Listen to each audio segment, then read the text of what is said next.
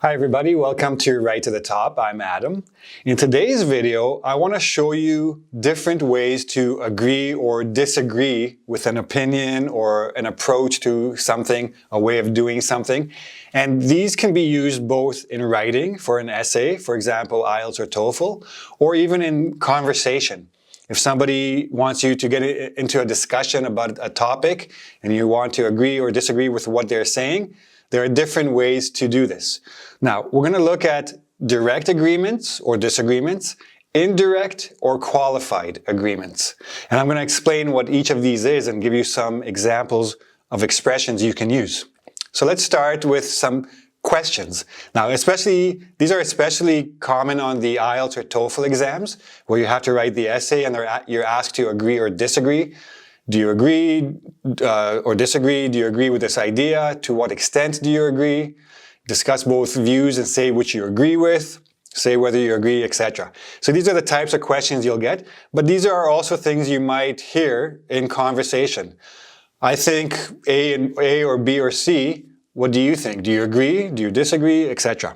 So now, what is a direct agreement? This is the simplest way to agree, where you just direct and straightforwardly say, I agree, I disagree, I agree with this or I agree with that. I do not share this view, or I do share this view. I also hold this view. There are those who think, as I do, that. So you're showing other people's opinions and you're showing that you agree with it. There are those who think, unlike myself, that so and so. So when you say unlike myself, means you're disagreeing. So these are very direct expressions, and there's no misunderstanding for the reader or the listener about your opinion, about which position you take. This view aligns with or contradicts. Aligns with, agreement, contradicts, disagreement. So very, very direct expressions. And if you are taking the IELTS or TOEFL, I strongly recommend that you try to write your thesis statements using different expressions so you get comfortable with them.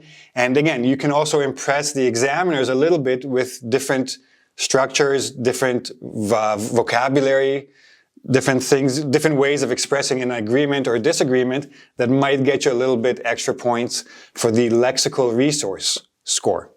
But if you're not 100% sure, just say, I agree with this opinion. That way you're not making any mistakes. Now, indirect agreement gets a little bit more tricky. When you're giving an indirect agreement, you're implying that you agree or disagree. When you imply, means you're showing or you're saying something without actually saying it. So you're saying one thing, but it has the extra meaning of something else. And the reader or the listener should be able to infer this meaning, this extra meaning. They should be able to understand it from the words you're using, from your word choice. Now, it's very important that if you're doing this, if you're implying something, it's very important to also note or pay attention to what follows. What transition word is used after the expression of agreement or disagreement, after the implication, because this will make it a bit more clear. So for example, if you say you have a topic, etc., this approach has merit. So this approach has some very good things to it. Now, however, I believe that. That word, however, implies or suggests that you are going to disagree. So you're not saying I agree or disagree, you're suggesting that you disagree. This expression is also particularly useful for questions of to what extent. So I think it has some good points, but I think that, and that shows that it's not, you don't fully agree with the approach. There are certainly advantages to this approach, same as the merit. That being said, so that being said means, yes, I agree there are advantages, but I also think there are disadvantages, and you're going to go explain these. Now, generally speaking, whatever comes in that second sentence will be the thesis. So if you're saying, however, I believe that, means that your thesis is disagreement. That being said, your thesis is disagreement. This viewpoint is definitely worth considering. So there are very good things about this viewpoint. In fact, so now I'm going to support why it's worth considering, which means that I will go on to agree with the viewpoint, with the opinion, right? So you're not very clearly saying which way you lean, but you're very clearly indicating it, and the reader should be able to understand what you're about to do, what the rest of the essay, what the rest of your speech is going to be doing, okay? And then there's the qualified agreement. The qualified agreement is similar to the indirect agreement, except that you're giving conditions. So you agree with some parts of the premise or the viewpoint or the approach, but not all of it. Or you agree, but only in certain conditions, in certain contexts. So you don't always agree. Sometimes you agree. Sometimes you disagree.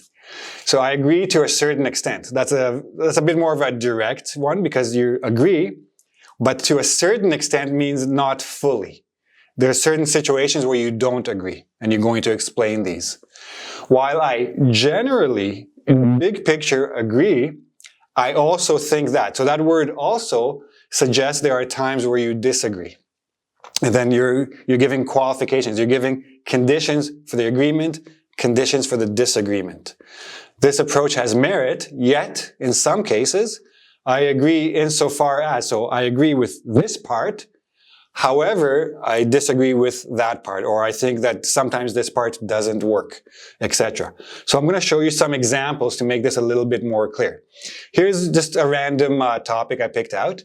Many young people choose to take a year off between high school and university to gain work experience or to travel. This experience provides benefits when they return to education. To what extent do you agree or disagree? So first of all, you have to understand, what are you agreeing or disagreeing with? This experience provides benefits when they return to education. That's the viewpoint you have to agree or disagree with, not the fact that they take off time. That's just a fact. There's nothing to agree or disagree with. It can be seen statistically. So, direct agreement. So first of all, you want to introduce the topic. So it is common for young people to take a gap year before starting their undergraduate education in order to gain employment and or life experiences. That's the fact. Now, the viewpoint, you have to show which way you stand. I completely agree that this can be advantageous when they return to their studies, as they will be better prepared to deal with a variety of challenges. Very clearly say, I completely agree, as, and then say why you completely agree. Very direct, very easy to understand agreements with the topic, okay? Then you have your indirect.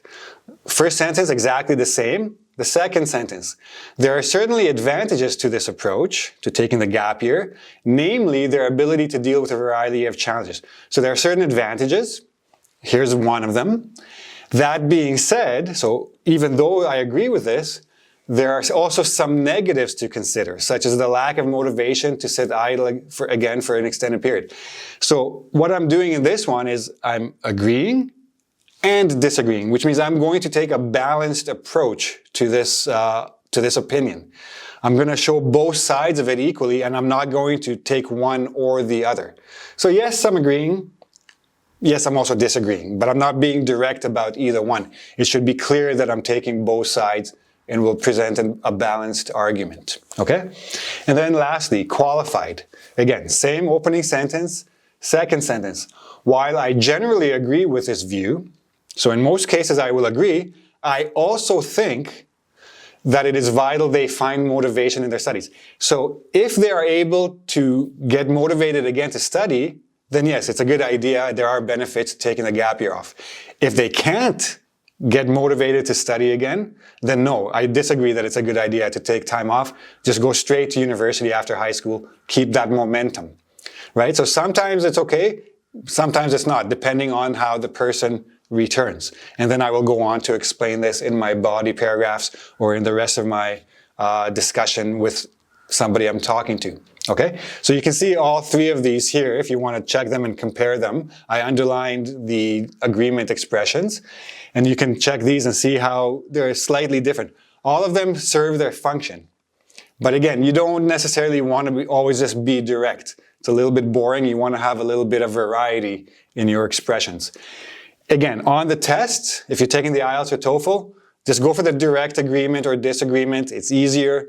You'll do what you're meant to do. You'll perform your function and you'll get your score. but in real life, play a little bit with the language and make it your writing a little bit more interesting, your conversations a little bit more interesting, more engaging for the person you're dealing with. So anyway, that's all I have to say about that. If you have any questions, feel free to ask in the YouTube comment section, and come back next time for more videos for vocabulary, grammar, writing expressions, all kinds of different things. Okay?